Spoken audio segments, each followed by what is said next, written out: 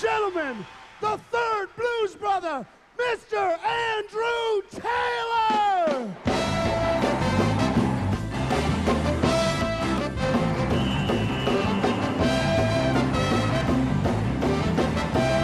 All right. Hi there, buddy. Hey, wrong side. Thank you.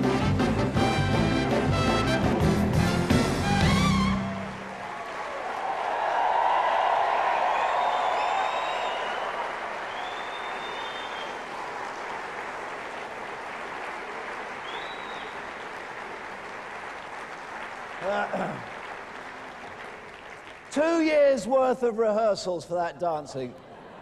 Please give a huge British welcome to Mr. Jack Greenberg.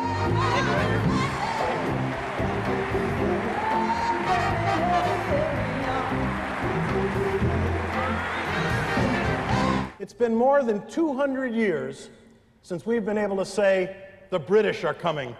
And this time, we are delighted that you're here.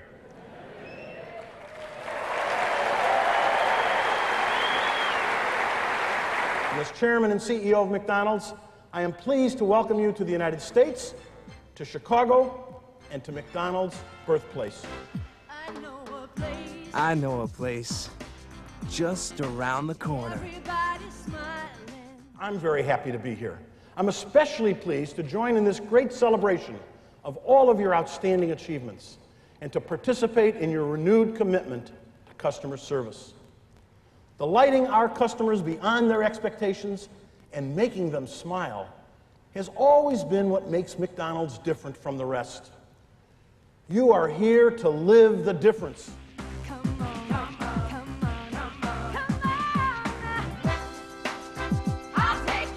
Knowing who we are and where we are from is extremely important as we work to achieve our vision. Our vision is to be the world's best quick service restaurant experience. It begins with running great restaurants, consistently satisfying our customers better than anyone else, ensuring that we reflect the diverse populations we serve, having the best trained and most committed people, and always looking for ways to increase value for our customers. A place where trust is the hallmark of relationships. Where we trust each other. Where customers trust us.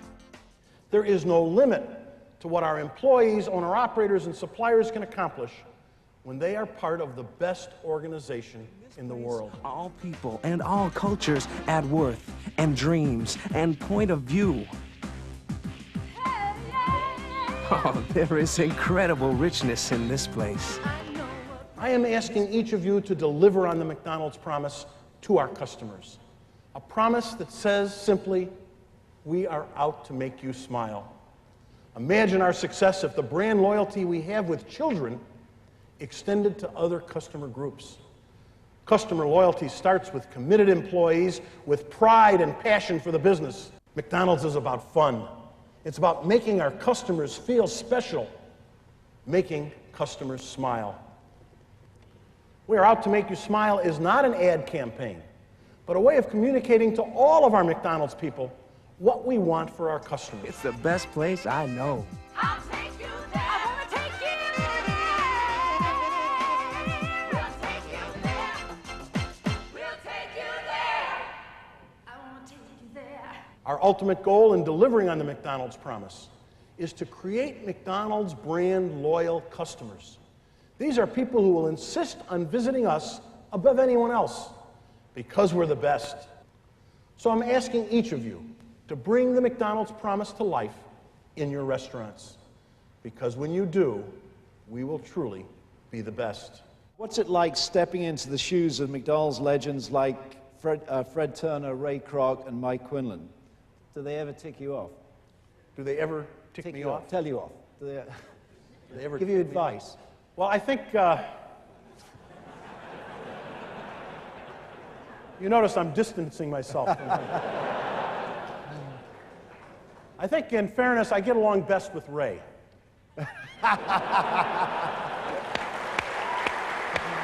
I think when you look at the kinds of things we all do at our store level, in the markets, and around the world, it's a tremendous source of pride to be part of something as powerful and as important and as wonderful as McDonald's. So thank you. Great to be with you, Andrew. Thank you. Thank you, Jack Greenberg. Thank you. Someone else who recognizes your outstanding contribution is our Chief Operations Officer, Nigel Dunnington.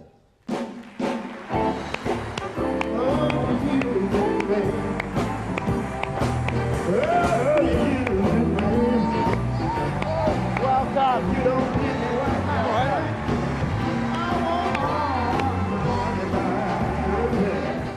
You know, when Andy first came up with the idea of holding this conference in Chicago, I thought, what a fantastic idea. It's going to be great fun.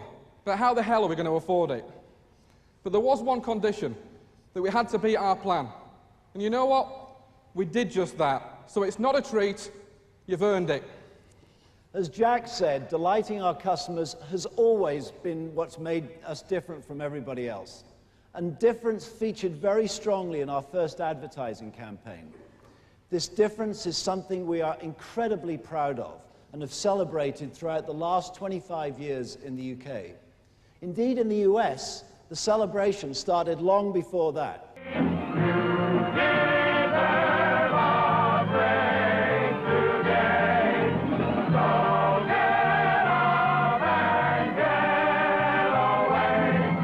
McDonald's, McDonald's, McDonald's. 25 years ago, I don't think anyone could have predicted what we were going to achieve. It's incredible how some things have changed beyond all recognition, while others have scarcely changed at all.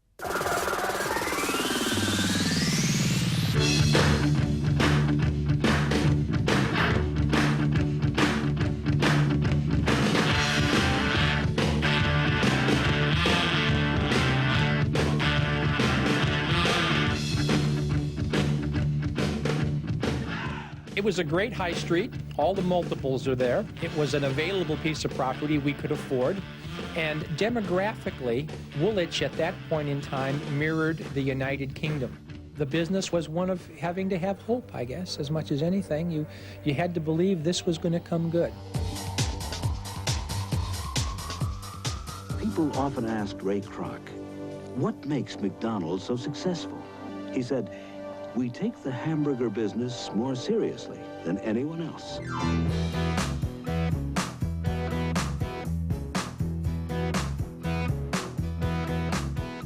Finger food, no china plates, no knives and forks, bright, counter service. Everything about us was very different from the traditional hamburger type restaurant they'd been used to. I think our sales that first day must have been maybe 200 pounds, something like that. We bring you America. We went on television in 1976, about the time we opened the Haymarket restaurant, restaurant number 5. It was that first appearance on British television in London that really convinced families to come in and give McDonald's a try. Now McDonald's have come to Britain.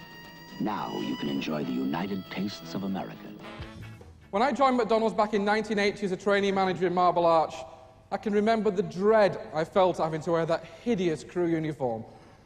Not because it was a uniform, but because of how it looked.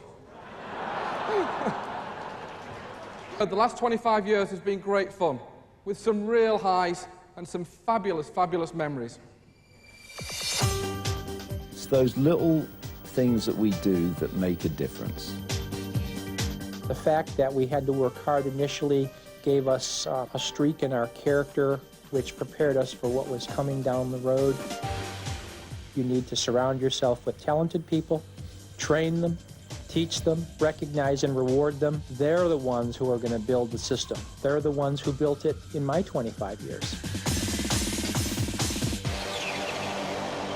So there you are, 25 fast and furious years of achievement to celebrate. We've seen the big hair, the flares, a baby-faced Nigel Dunnington with a silly hat. We've heard a soundtrack that reminds many of us of a misspent youth, and witnessed an astonishing track record of growth. But what you won't have heard or seen as we've reviewed all of this, is one single reason to be complacent. As a leading global and national brand, as a corporate citizen, and as an employer, we've still got a long way to go. We can and should congratulate ourselves on being in great shape today. But it's what you do tomorrow that counts. And what does all of this mean for us? Well, we have a fantastic model built on operational excellence. We run systems and processes like nobody else. So why change? Well, the reality is the future isn't solely about operations. It's about service. And more importantly, it's about people. Our challenge is to deliver the promise to our customers and make them smile. That sounds very simple, doesn't it? And you know what? It is very simple.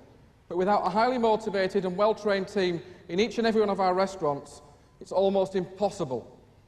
And that's why we have to change. In the old days, service stood out, purely because it was so different. But maybe we're losing our distinctive edge, because there are new players in our market. They've learned from us, they've copied our model, and are now doing exactly what we do. Not only that, but maybe they're doing it even better. 25 years ago, we revolutionized the customer experience by offering service no one else could have imagined, much less matched. Today, everyone knows that the customer is king, including the customer. If we can't please all our customers all the time, we'll lose out. Over the past 10 years, we've gone from being one of a kind to best of type. We're ahead on standards, size, and service, but we've lost our uniqueness. We need to get it back. The challenge to us is to find a clear difference from every other competitor, and then to live that difference. Now, Jack talked about our global vision of being the best, about delivering the promise to our customers through people.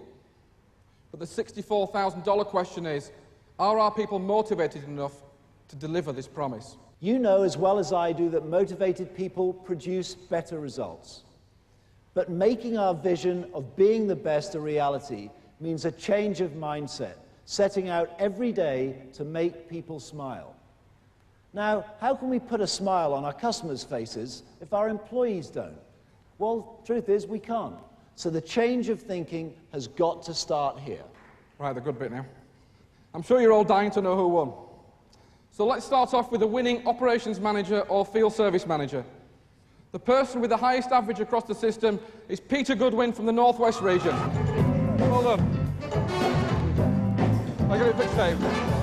There's your envelope. Thank you very much. Well done. Nice medallion. Bought it in Liverpool. We now move on to the winning field consultant, supervisor, or ops consultant. System-wide, the winner is Tony Higdon.